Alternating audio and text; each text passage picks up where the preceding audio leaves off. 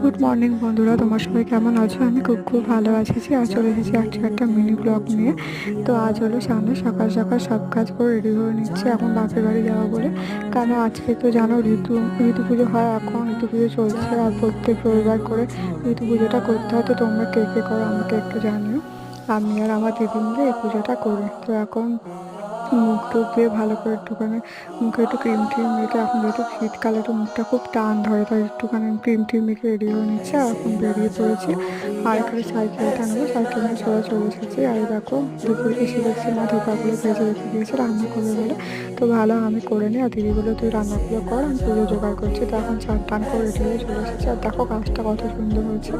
আর দিদি এদিকে আলপনা দিয়ে নিচ্ছে, যেহেতু ছাদে হবে পুজোটা। কেন এত ভারী গাছটা বারবার নিচে উপরে করা যায় না বলে, ওই জন্য আমরা ছাদেই পুজোটা করে নিচ্ছি। আর তোমরা পুজোটা কেটে করে জানো, যদি ভালো লাগে লাইক কমেন্ট সাবস্ক্রাইব করে